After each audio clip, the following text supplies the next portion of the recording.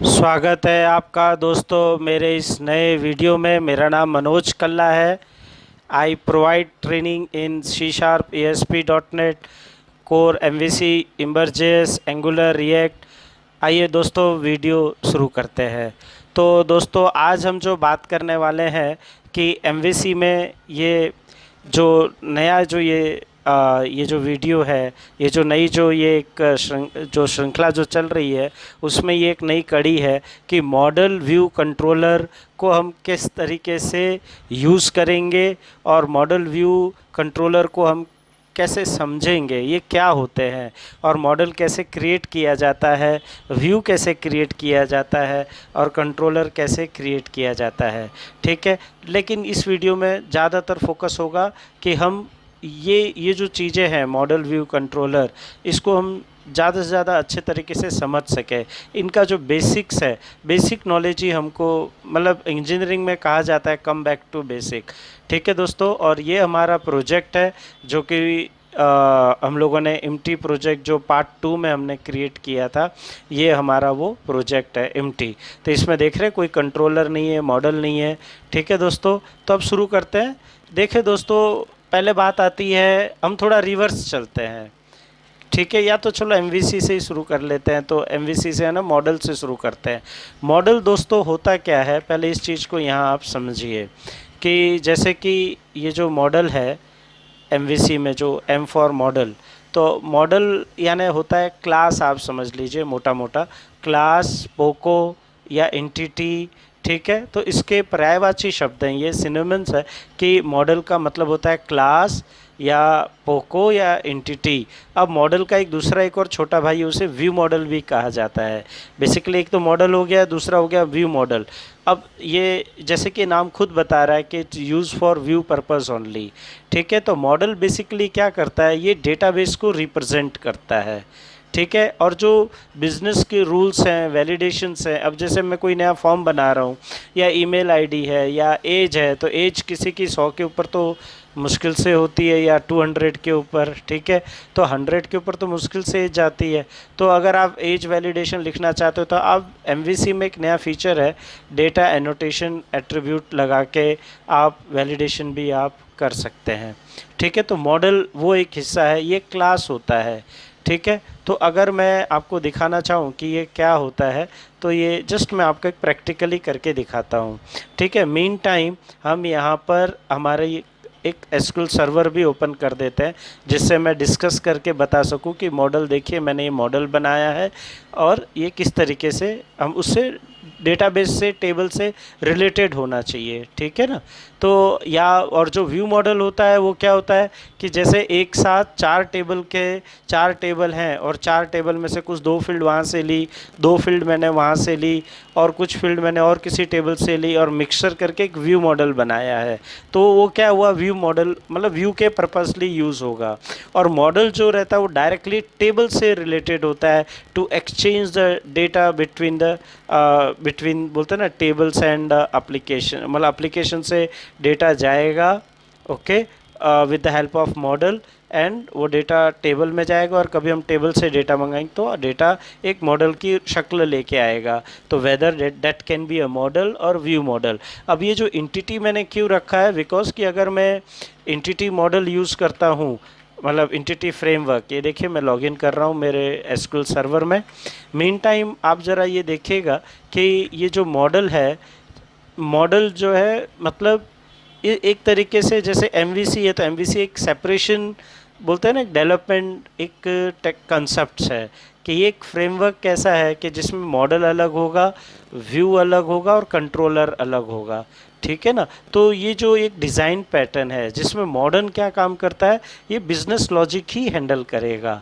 ठीक है, आपका जो टेबल से डेटा आ रहा है और टेबल में डेटा जा रहा है, ये सारा with the help of model हो करेगा।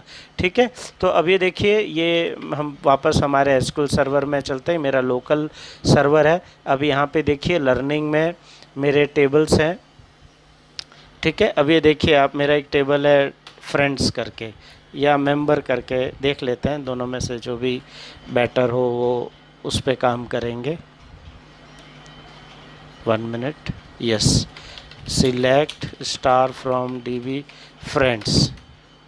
ये देखिए आप, इसमें 3 फील्ड है और एक और टेबल देख लेते हैं, TB मेंबर्स। ठीक है, तो ये मेंबर्स में इतनी फील्ड है, तो ये 4 थोड़ा ठीक लग रहा है। आइए, तो अब मैं मॉडल पे जाता हूँ, राइट क्लिक करूँगा और यहाँ पे करूँगा ऐड।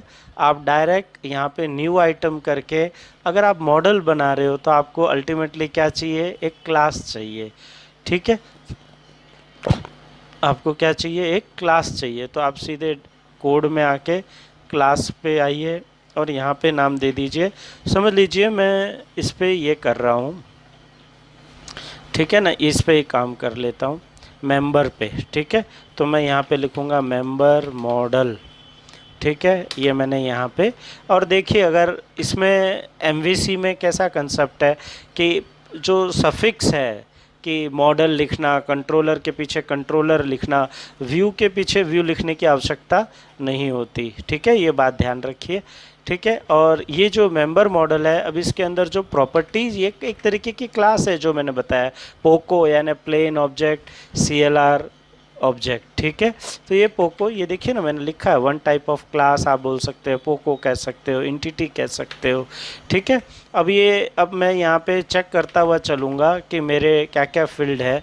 ठीक है, तो मैं यहाँ पे पब्लिक इंटीजर, ठीक है, ये मैंने इंटीजर, और ये मेंबर ID गेट सेट ये मैंने बनाया।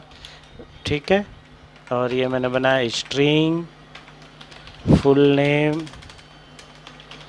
अब ये मैं खुद बना रहा हूँ, अगर मैं समझो मॉडल मैं खुद नहीं चाहता, तो मैं आने वाले दिनों में मैं आपको एक और वीडियो दूंगा जिसमें आप ये समझ पाएंगे कि ADO.NET जो एंटिटी फ्रेमवर्क है, अगर वो मॉडल डाल देता हूँ और सीधे ये मॉडल अपने को हाथ से लिखने की ज़रूरत नहीं पड़ेगी, वो डायरेक्ट टेबल से हम लोग डायरेक्ट डेटाबेस का जो टेबल है वहाँ उसको सीधे ड्रैग एंड ड्रॉप कर सकते हैं, अपडेट से ऑटोमेटिक आ जाएगा और वो हमारा मॉडल खुद बन जाएगा। लेकिन मैंने कहा ना कि जैसे एम्प्टी प्रोजेक्ट लिया था, तो हम हमारी दुनिया खुद बना रहे हैं। ठीक है, तो ये public string city get set, public string phone number. ठीक है, फिर क्या है, public string email ID get set, फिर हम क्या लेंगे, पब्लिक स्ट्रिंग वेबसाइट। ओके, सो इस तरीके से मैंने मेरा मॉडल तैयार कर दिया। तो दोस्तों ये मेरा मॉडल तैयार हुआ है।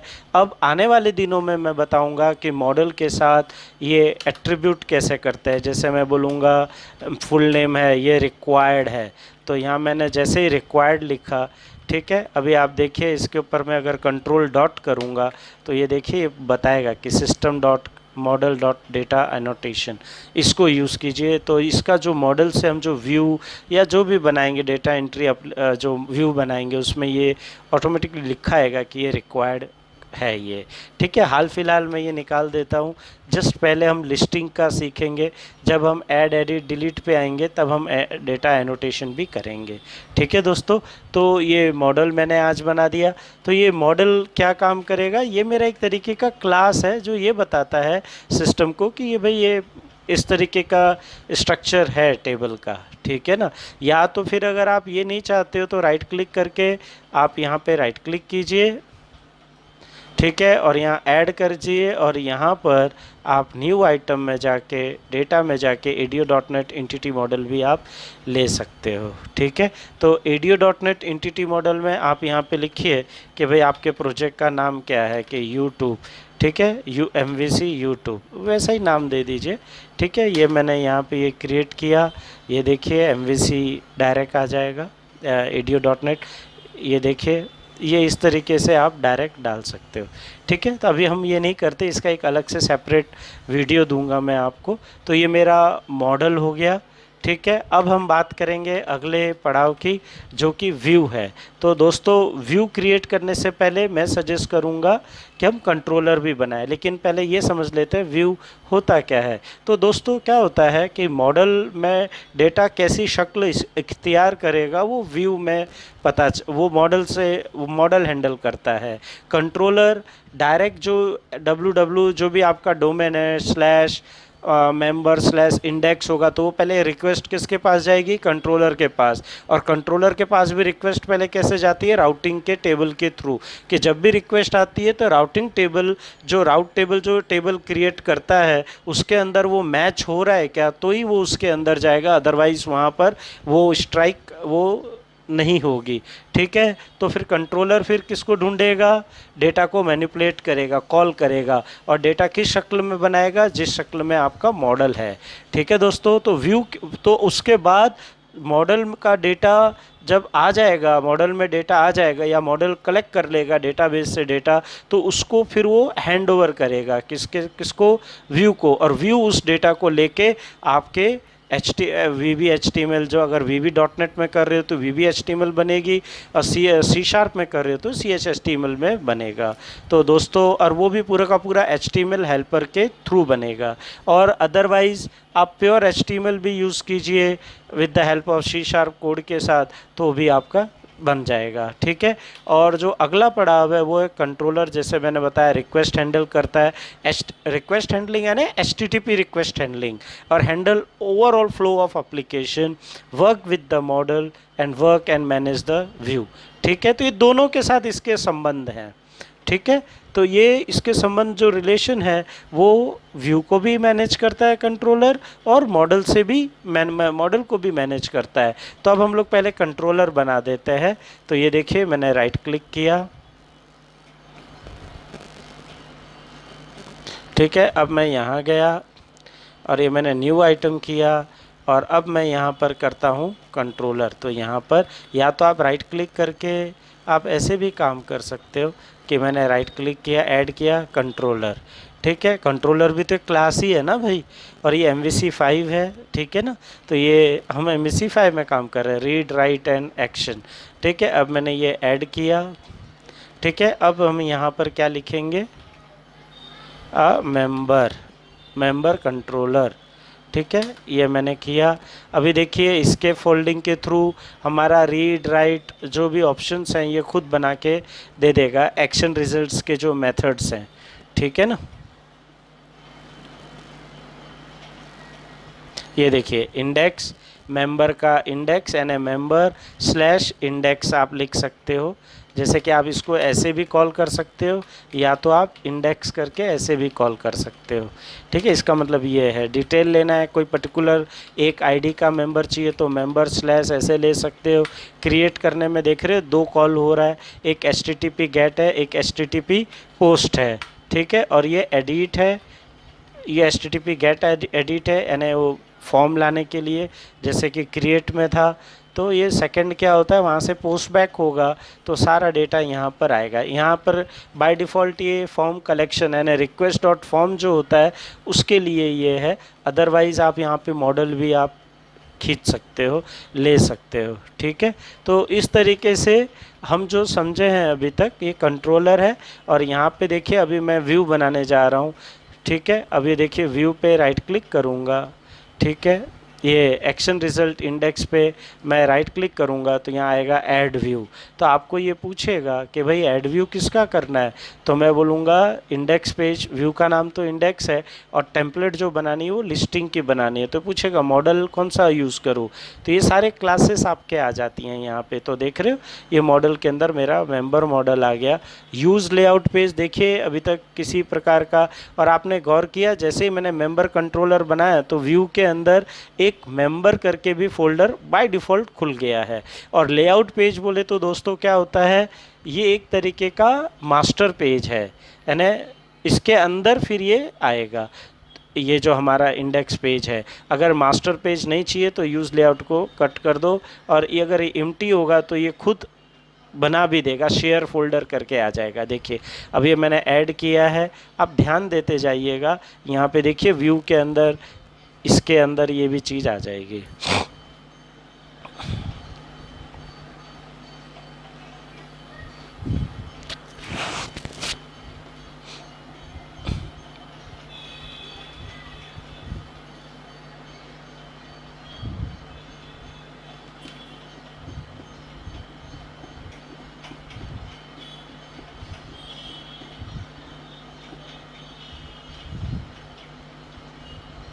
देखिए आ गया, शेयर्ड करके आ गया। यानी ये शेयर्ड है, हर जगह हर एक कंट्रोलर इस शेयर लेआउट फाइल को यूज़ करेगा। यानी मास्टर पे जो फिक्स एक जो फॉर्मेट होता है वो इसमें आ जाएगा।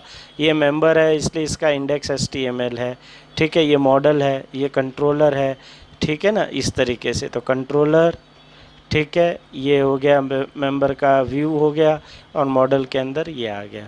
तो दोस्तों इस तरीके से इस वीडियो में हमने ये समझने की कोशिश की कि मॉडल कैसे क्रिएट करते हैं, व्यू कैसे क्रिएट करते हैं, और मॉडल, व्यू और कंट्रोलर कैसे क्रिएट करते हैं। दोस्तों एक्चुअल में MVC बोला जाता है, लेकिन सबसे पहला काम तो कंट्रोलर से ही शुरू होता है, बिकॉज कि कंट्रोलर ही सबसे पहले HTTP रिक्वेस्ट को समझता है, फिर वो दोनों जन को डाइवर्ट करता है, दोनों के पास जाता है, मॉडल के पास भी जाता है और व्यू के पास भी ले जाता है सिस्टम को। तो मतलब MVC, मॉडल, व्यू, कंट्रोलर। तो दोस्तों ये देखिए, अब इसके अंदर हम ये इंडेक्स के अंदर डेटा हम इसको कैसे देंगे। अभी देखिए इंडेक्स के अंदर यहाँ पे लिखा आ गया INumerable, यानी ये एक लिस्टिंग ऑब्जेक्ट है, जेनरिक लिस्टिंग ऑब्जेक्ट है। तो ये मेंबर मॉडल के डेटा को ये दे रहा है डेटा। और यहाँ पर देखिए फॉर ईच करके इसने बना दिया है मेंबर ID। अब इसमें जो भी काट छाट करनी है वो हम कर सकते हैं दोस्तों। अभी नेक्स्ट वीडियो में हम समझेंगे कि अभी यहाँ पर मैं ADO.NET का कोड लिखूँ या कैसा कोड लिखूँ, वो हमारे ऊपर है, ठीक है। और उसके बाद हम इसको व्यू को पास ऑन करेंगे। तो ये आते सेशन में हम समझेंगे कि इंडेक्स को हम कैसे यूज़ करें। तो इंडेक्स आते वाले वीडियो में हम ये देखेंगे कि इंडेक्स हम दो तरीक़ों से बनाएंगे, एक तो एंटिटी फ्रेमवर्क के थ्रू, और एक हम बनाएंगे अपना इसके थ्रू ADO.NET के थ्रू, ठीक है दोस्तों। आशा करता हूँ ये वीडियो समझ में आया होगा। अगर कहीं कुछ तकलीफ़ है, नहीं समझ में आ रहा है, तो आप मुझे कॉल बैक कर सकते हैं या कमेंट बॉक्स में लिखिए। वीडियो थोड़ा बड़ा हो गया है, लेकिन दोस्तों मैं बहुत कंसेप्चुअल पढ़ाता हूँ। अगर कंसेप्ट ही क्लियर नहीं है तो फिर आगे आप कुछ नहीं कर सकते। बड़े से बड़ा फॉर्म भी बनाएंगे तो आखिर में बनाना तो कंट्रोलर, मॉडल और व्यू के थ्रू ही है ना। तो पहले आपका बेसिक कंसेप्ट क्लियर करो कि कंट्रोलर क्या होता है, मॉडल क्या होता है और व्यू क्या होता है। ओके दोस्तों, ओके। मेरा वीडियो प्लीज़ शेयर कीजिएगा और चैनल सब्सक्राइब कीजिएगा। Thank you, thank you, thank